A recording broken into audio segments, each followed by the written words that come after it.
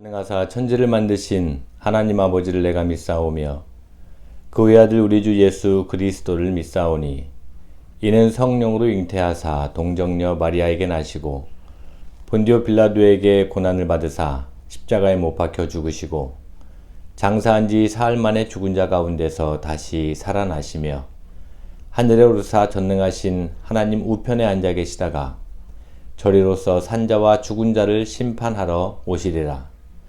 성령을 믿사오며 거룩한 공예와 성도가 서로 교통하는 것과 죄를 사하여 주시는 것과 몸이 다시 사는 것과 영원히 사는 것을 믿사옵나이다. 아멘. 다 같이 찬송가 559장 부릅니다.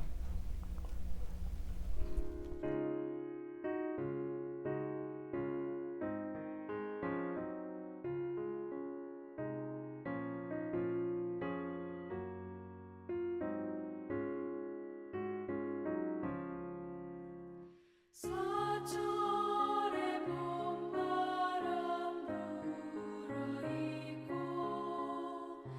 하나님 아버지 모셨으니 믿음의 반석도 든든하다. 우리 집 즐거운 동산이라. 고마워라 임마누엘. 예수만 섬기는 우리 집. 고마워라 임마누엘. 복되고 즐거운 하루하루. 어머니 우리를 보이시고 동기들 사랑에 뭉쳐있고 기쁨과 서름도 같이 하니 한간의 조가도 천국이라. 고마워라 임마누엘. 예수만 섬기는 우리 집. 고마워라 임마누엘. 복되고 즐거운 하루하루.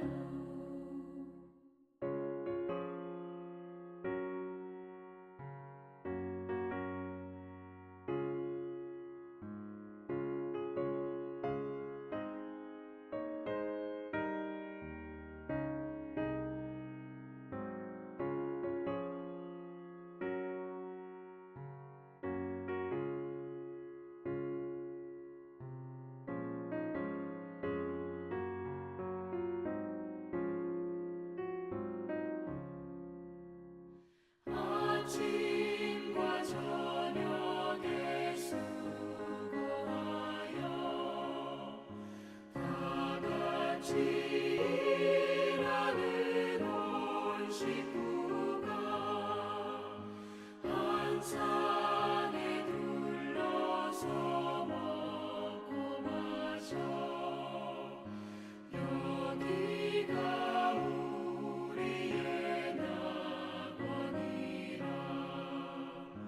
고마워라 임마누엘.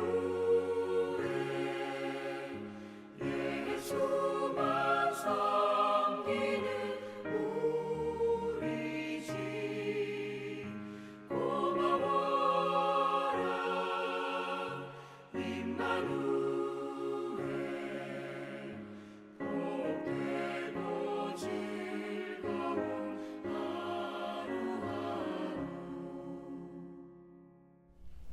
이 시간 함께 나눌 하나님의 말씀은 창세기 27장 1절부터 10절까지의 말씀입니다. 봉독합니다.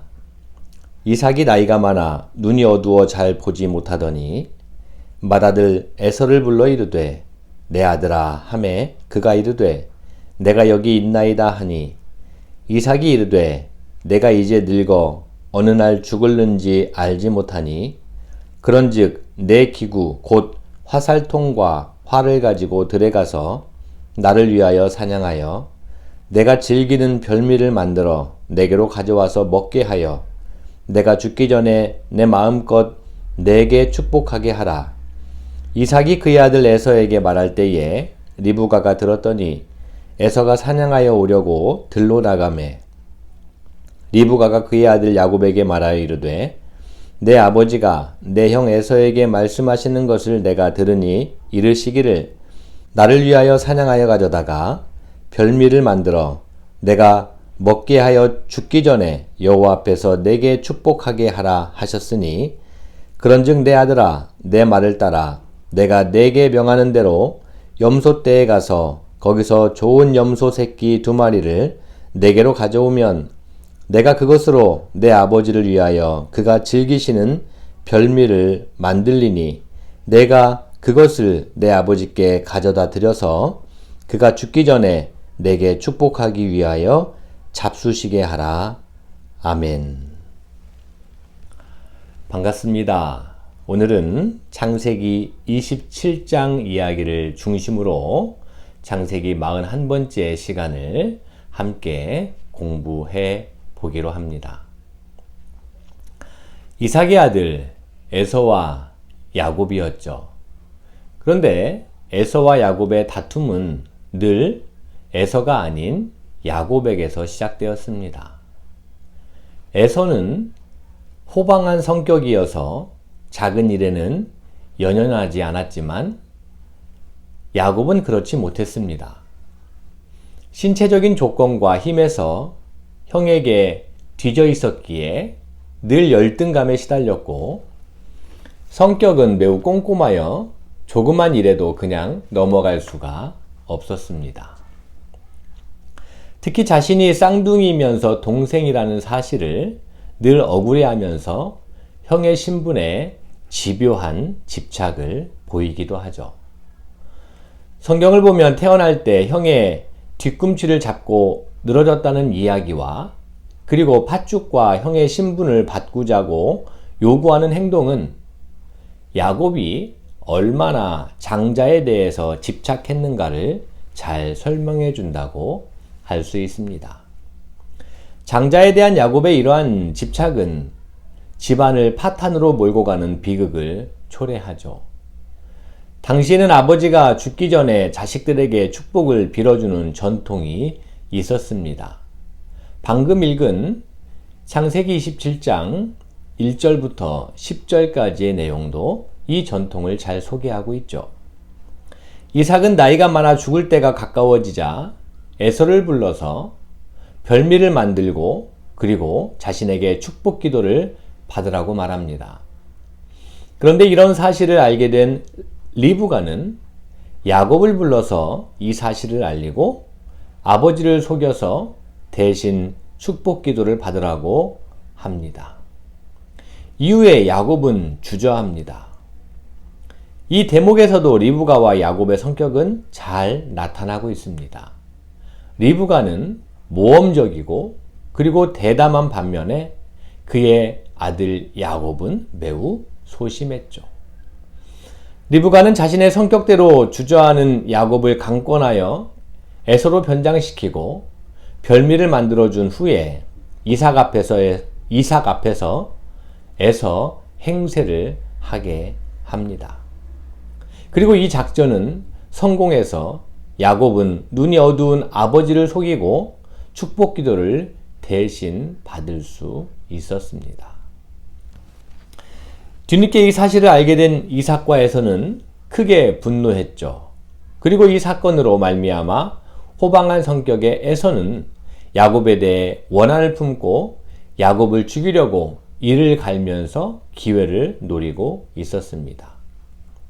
상황이 이렇게까지 심각해지자 다시 리브가가 나서서 이삭에게는 적당히 둘러대고 야곱을 자신의 친정으로 피신시켜서 형제간의 칼부림을 막습니다.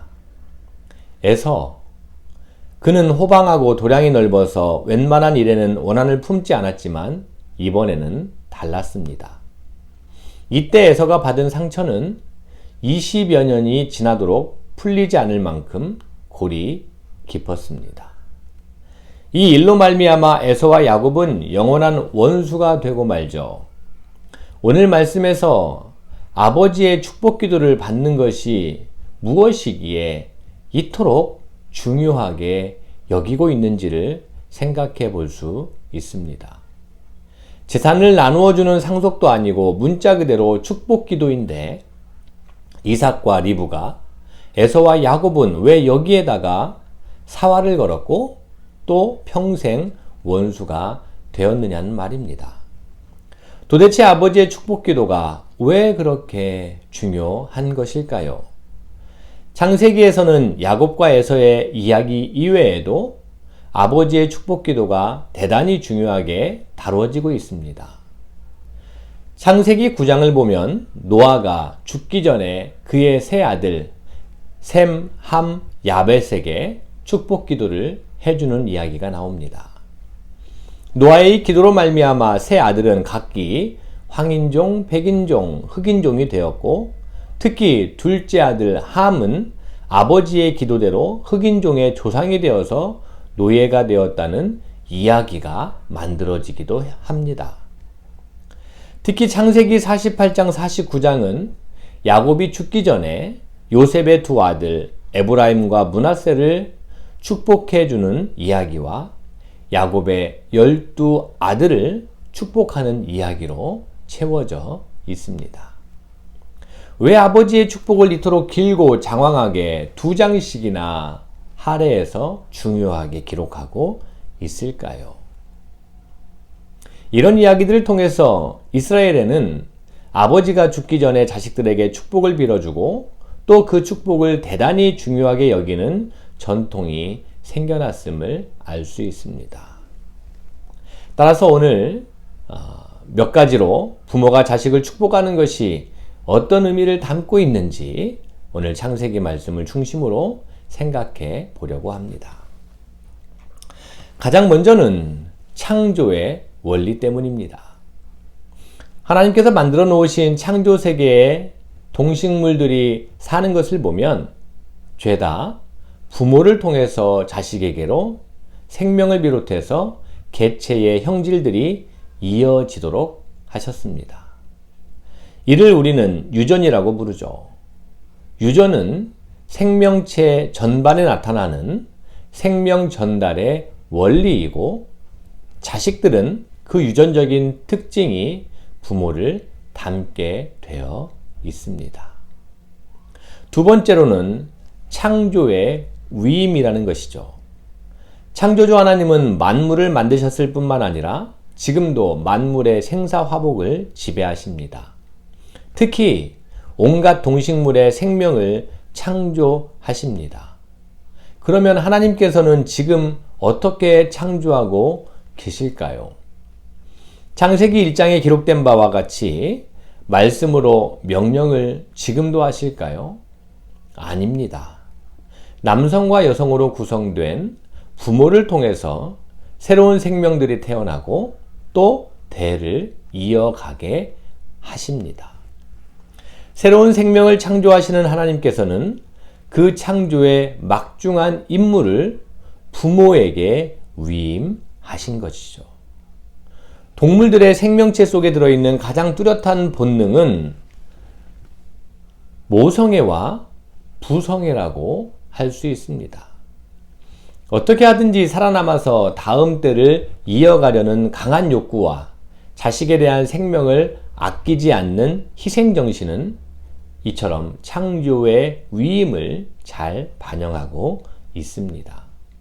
따라서 부모의 심정은 곧 하나님의 심정과 유사하죠. 세 번째로는 가정을 만들어 주셨습니다. 하나님께서 에덴 동산을 만드시고 아담과 하와를 살게 하셨다는 창세기의 이야기는 결국 한 가정을 만드셨다는 이야기죠. 만물의 창조는 곧 가정을 위해서였다고 말할 수 있습니다. 즉 가정이 창조의 중심인 셈입니다. 예수님께서 복음 사역을 전개하실 때 처음으로 행하신 이적은 갈릴리 가나의 혼인잔치에 참석하셔서 물로 포도주를 만드신 사건이었습니다. 왜 이 일을 처음 표적이라고 하셨을까요? 처음 표적이라는 설명은 예수님께서 혼인잔치에 참여하신 것이 우연이 아니었음을 말하죠. 따라서 혼인잔치에서 물로 포도주를 만드신 사건은 대단히 중요했습니다. 왜 예수님께서는 혼인잔치에 참여하시는 것으로 메시아의 공식 일정을 시작하셨을까요? 그것은 가정이 무엇보다 중요하기 때문입니다. 세상을 만드신 하나님께서는 부모에게 창조를 위임하셨고 가정은 그 창조의 현장이 되는 것이죠. 창조 못지않게 중요한 것은 새로 태어난 생명의 양육입니다. 모든 생명체는 가정에서 양육되죠. 이런 이유로 성경에서는 가정이 가장 중요한 기관으로 다룹니다. 네 번째, 부모의 역할은 곧 하나님의 대행자이기 때문입니다. 가정에서 생명이 태어나고 성장하고 교육되기 때문에 부모의 위치와 역할은 그만큼 중요합니다. 가정에서의 부모의 역할은 하나님의 역할의 대행인 셈이죠.